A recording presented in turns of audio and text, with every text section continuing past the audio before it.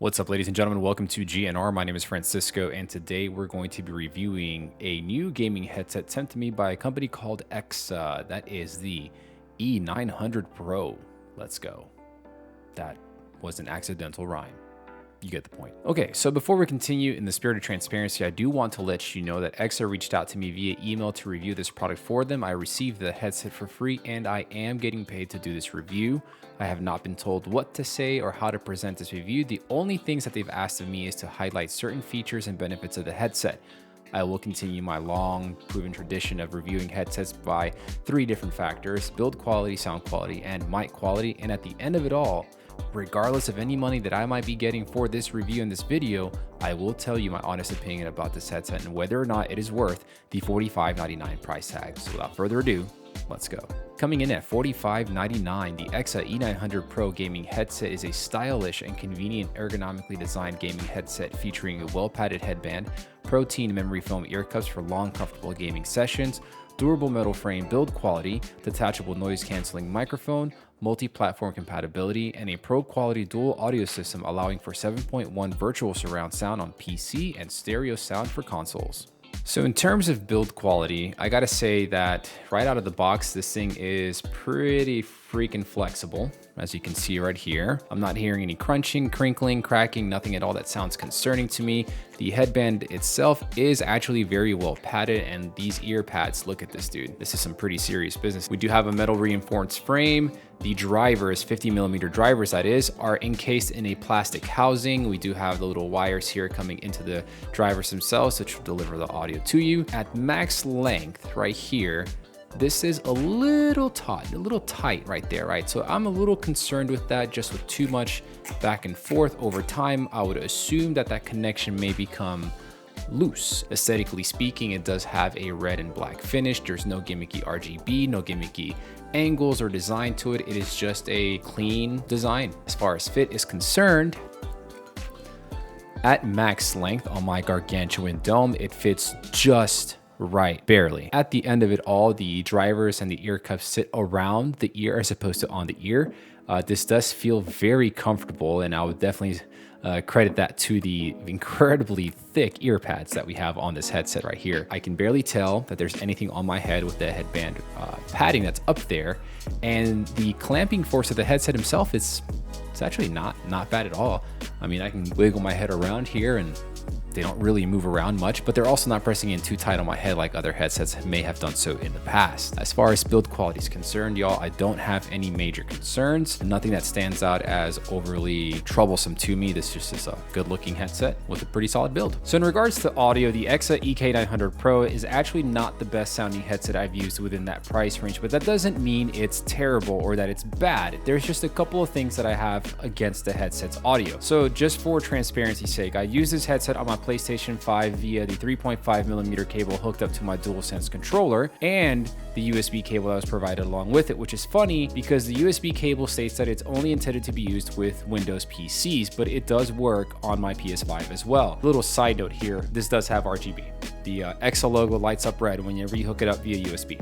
So I was wrong, you got me. I also hooked it up to my Nintendo Switch using the 3.5mm cable, and I also played on my PC using the USB cable provided. So here's the thing. This headset reminds me of a good old headset that I reviewed several times known as the Razer Kraken. Unfortunately, the E900 Pro is too bassy. It's too heavy in the low end.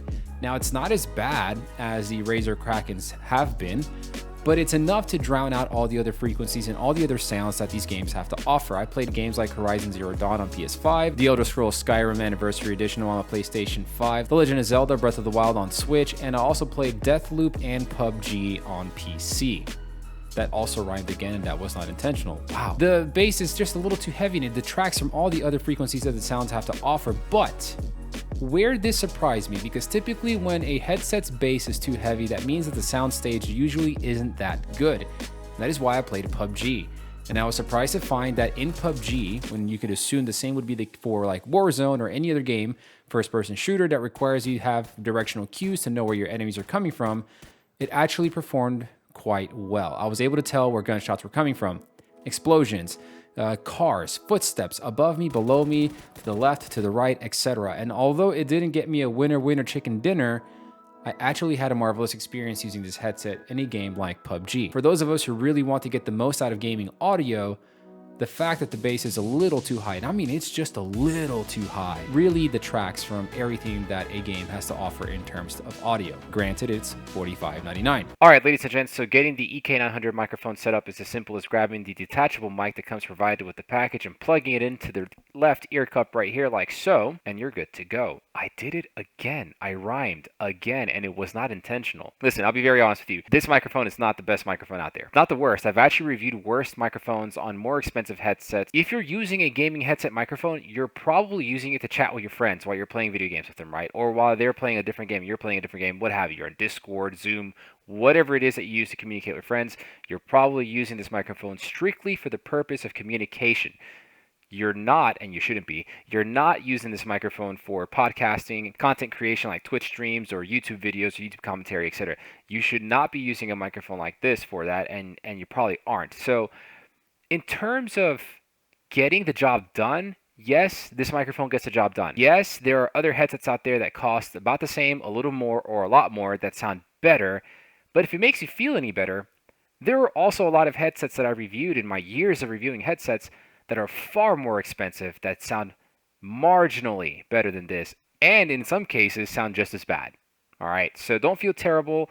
I wouldn't say that this is like the deal breaker out of everything, because for me, primarily, when I'm shopping for gaming headsets for myself to use, the audio is what is the most important thing for me. But at the end of the day, you decide.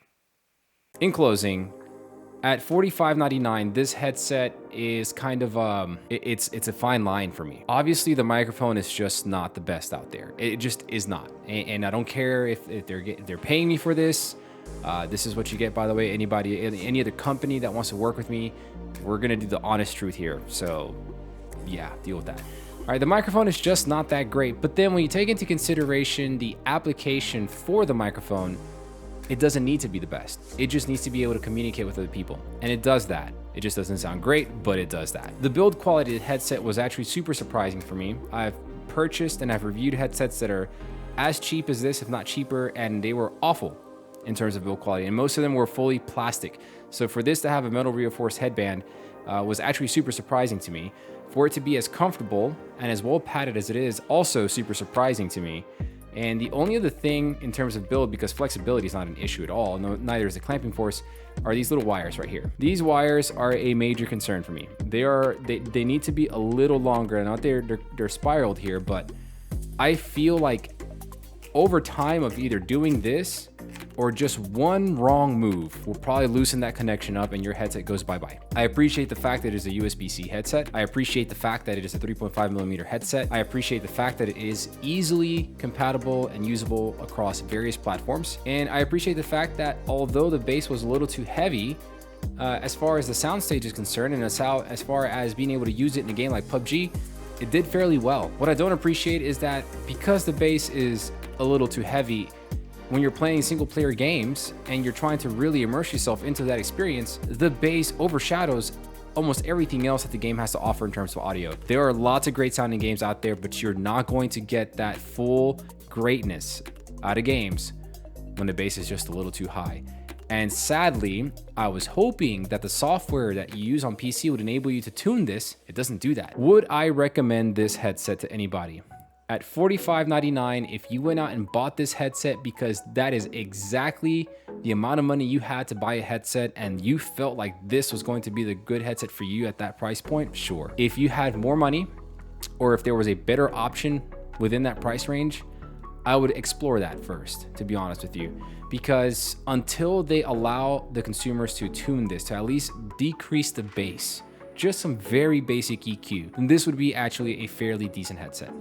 So I'm not going to tell you don't buy this headset and avoid it like a plague, but I'm also not going to tell you to run out and get on Amazon as quickly as possible and buy it.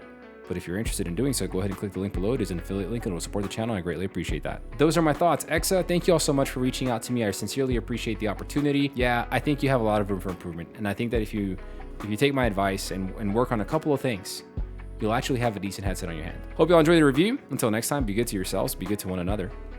Peace out.